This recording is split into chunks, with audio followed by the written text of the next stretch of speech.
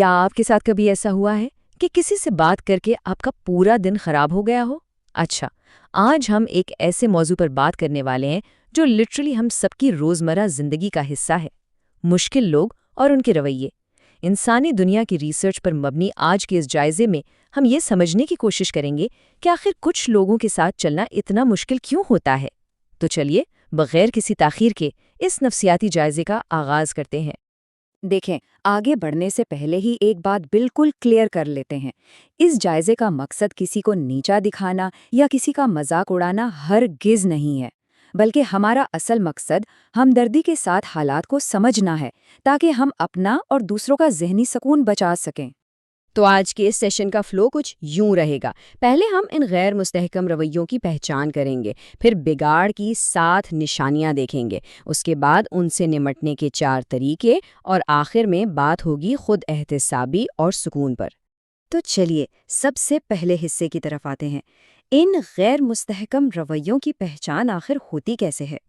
ہوتا کچھ یوں ہے کہ چاہے آفس ہو، گھر ہو یا دوستوں کی محفل، ہمارا سامنا اکثر ایسے افراد سے ہو جاتا ہے جن کی باتیں بالکل عجیب ہوتی ہیں، مطلب ان کی منطق یا لاجک مکمل طور پر سمجھ سے باہر ہوتی ہے، اور جب لاجک کام کرنا چھوڑ دیں اور ان کی عجیب ری ایکشنز آپ کا سکون تباہ کرنے لگے تو سمجھ جائیں کہ ان حرکتوں کے پیچھے چھپے نفسیاتی محرکات کو جانچنا اب بہت ضروری ہو گیا ہے۔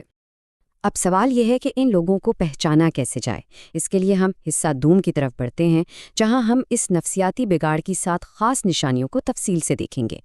تو پہلی 3 نشانیاں تھوڑی عجیب ہیں، لیکن آپ نے ضرور نوٹ کی ہوں گی۔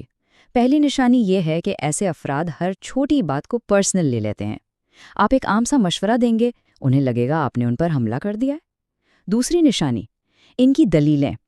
ان کی باتوں کا حقیقت سے کوئی تعلق نہیں ہوتا، وہ منطق سے نہیں بلکہ صرف اپنی ضد سے چلتے ہیں۔ اور تیسری، وہ ہمیشہ خود کو صحیح سمجھتے ہیں، غلطی ماننے کے بجائے سارا ملبہ دوسروں پر ڈال دیتے ہیں۔ دراصل یہ سب ان کی اندرونی کمزوری اور عدم تحفظ کو ظاہر کر رہا ہوتا ہے۔ اب ذرا چوتھی نشانی پر غور کریں۔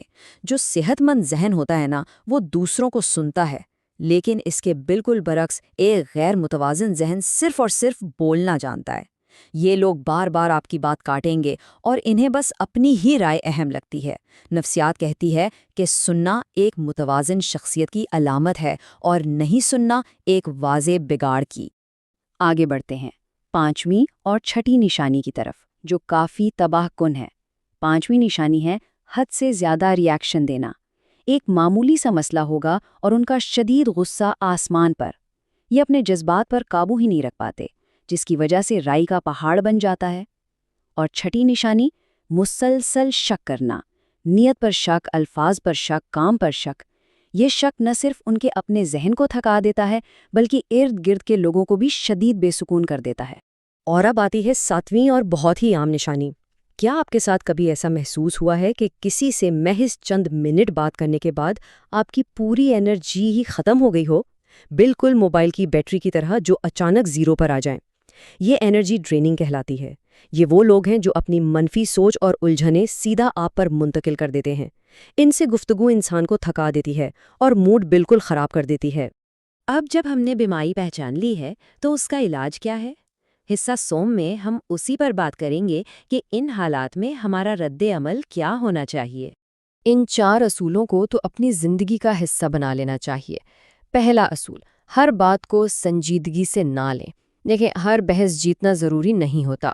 دوسرا، اپنی حدود سختی سے قائم کریں اور ایسے افراد سے ایک مناسب فاصلہ رکھیں۔ تیسرا، انہیں بدلنے کی کوشش تو ہرگز نہ کریں۔ اور چوتھا اور سب سے اہم اصول، اپنے ذہنی سکون کی حفاظت کریں۔ ہماری بنیادی ذمہ داری خود کو محفوظ رکھنا ہے، نہ کہ دوسروں کو ٹھیک کرتے پھرنا۔ خیر، یہاں ایک لمحے کے لیے رکتے ہیں۔ سب سے عام جال جس میں ہم سب پھنستے ہیں وہ یہ سوچنا ہے کہ ہم کسی کو سمجھا کر یا زبردستی بدل دیں گے۔ یاد رکھیں، یہ ہماری سب سے بڑی غلطی ہے۔ کسی کو زبردستی کبھی نہیں بدلا جا سکتا۔ ایسا کرنے سے آپ کے حصے میں صرف مزید الجھنیں، مایوسی اور تنازعات ہی آئیں گے۔ تو پھر بچا کیا؟ چلیے اپنے آخری حصے کی طرف چلتے ہیں، خود احتسابی اور سکون۔ اس پورے جائزے کا اگر ایک لائن میں نچوڑ نکالا جائے نا تو وہ یہ ہے: سچی دانشمندی یہ نہیں کہ انسان پوری دنیا کو سدھارنے نکل پڑے، بالکل نہیں، بلکہ سچی دانشمندی یہ ہے کہ انسان لوگوں کے رویوں کو پہچانے اور بیکار کی بحث میں پڑنے کے بجائے اپنے ذہنی سکون کو ترجیح دے۔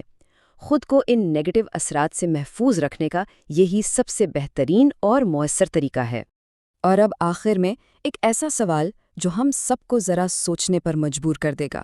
ایک لمحے کے لیے ٹھہر کر جائزہ لیں، کیا ہماری زندگی میں موجود لوگ ان نشانیوں پر پورے اترتے ہیں؟ یا ایک تلخ حقیقت یہ بھی ہو سکتی ہے کہ انجانے میں ہم نے خود ہی ان میں سے کچھ عادتیں اپنا لی ہوں؟ یہ جائزہ صرف دوسروں کو جج کرنے کے لیے نہیں تھا، بلکہ ہماری اپنی ذات کے لیے بھی تھا۔ اپنے ارد گرد دیکھیں، اپنا احتساب کریں، اور سب سے بڑھ کر سیکھنے اور سمجھنے کے اس خوبصورت سفر کو ہمیشہ جاری رکھیں۔